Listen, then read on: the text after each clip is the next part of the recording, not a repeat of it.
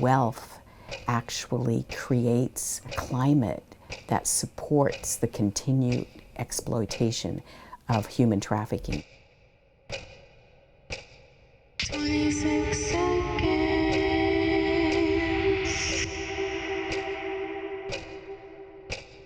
26 seconds.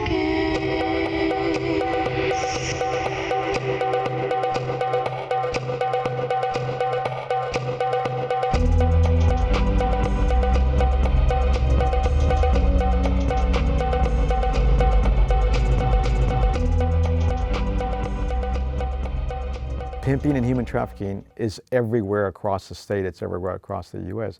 It just looks different in different areas and different counties. Orange County is a destination site for trafficking because we have demand and we have a lot of disposable income. So many people equate this with a moral issue about sexual perversion, but it's really about money. It's the love of money, it's greed. Commercial means that it is a business for profit, and sexual exploitation is how they make money. They exploit another human being. I retired in 2013 from law enforcement, and then I was fortunate enough to be able to get at work with the federal government, to be a fellow in human trafficking with the Bureau of Justice Assistance, which is an office underneath the Department of Justice. My job today is to actually travel around the country, visiting federally funded task forces, learning how they are working with and trying to overcome labor trafficking investigations and sex trafficking investigations. The chiefs of Orange County got together and realized that they had to attack this problem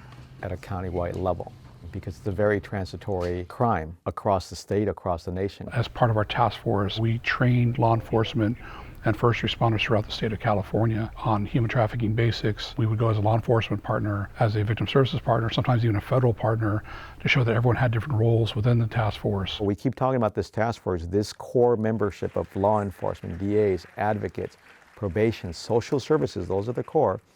But we are surrounded by the Orange County community. And so for 3 years, I served as the Orange County Human Trafficking Task Force Administrator. In 2014, when the law enforcement created the multi-agency task force, we knew that we needed to have a specialized team of social workers to respond to those calls in the field, particularly to the task force, and have that specialized training and expertise to work with this population. The idea that Orange County is the 6th wealthiest county in the nation means that the river is green that brings these babies to Orange County. The human trafficking comes when force, fear, fraud, coercion, any of those other things are in place. How are they recruited? Where do they come from? We know in Orange County a lot of our victims come from situations where they've already experienced some kind of trauma in their lives. There's a change in the brain that really occurs with that trauma, that prior trauma. And so that's what makes someone more vulnerable to future exploitation, because of the rewiring of the brain that happened at a very young age. And being exposed to sex, a lot of times something that occurred by somebody who's very close to them, somebody who they may have trusted at some point in time, so it blurs those lines. To get a sense of who these victims generally are, picture a domestic violence victim, a molestation victim, and a rape victim molded into one person at the age of 13, 14, 15. Understanding that children are really victims of exploitation, and it's not a choice that they are making to exchange sex for money. We work really hard to make an impact on juveniles. That's our top priority. It's 24/7. We will come out if there's a juvenile involved. We know the vulnerable population. There's the internet and some other places where exploiters can find youth and exploit their vulnerabilities. The idea that Facebook is a safe place for kids is not true. We have at least 4 convictions in Orange County. The case started with a sting on social media, and they were able to prosecute a trafficker who was recruiting on social media. We must also recognize, for here in Orange County, the street is maybe 20% of the problem.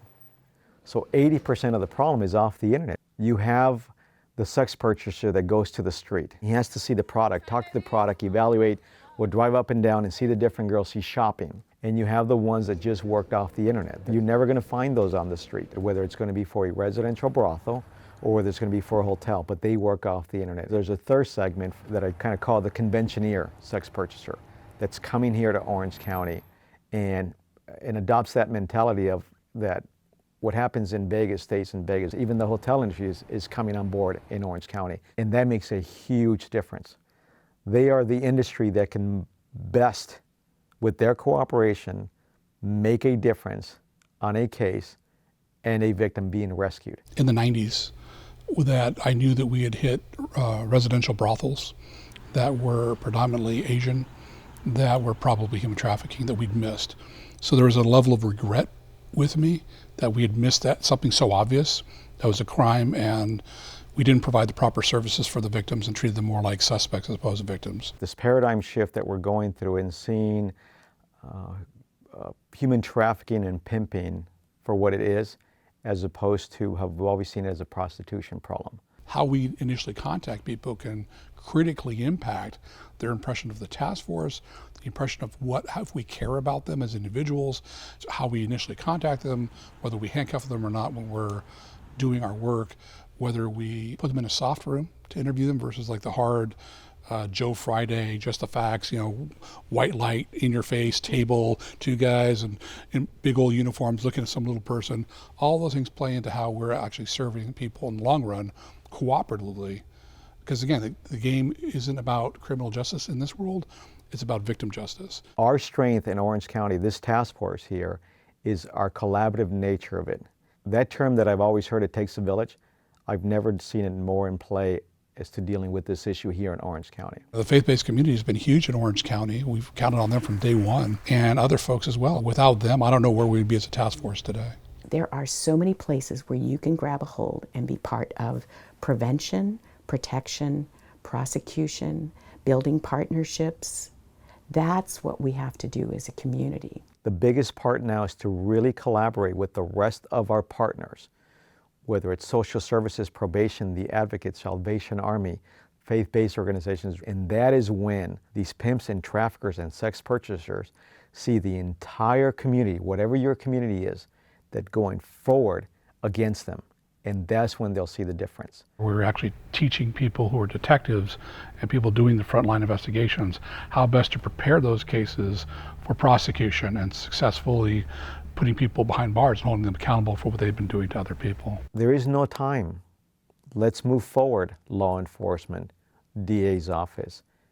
Cooperate and integrate with everybody else that's been waiting for us. I believe there is God's voice, and there is a knowing that you cannot sell someone created in the image of God. Be a voice for those who have no voice. Ensure justice for those being crushed. You, trafficker, if you traffic a juvenile here in Orange County, we will stop at nothing to find you and bring you to justice. That is not a threat, that is a promise, because we will work 24/7 to find you and find her. That I want you to know as a trafficker.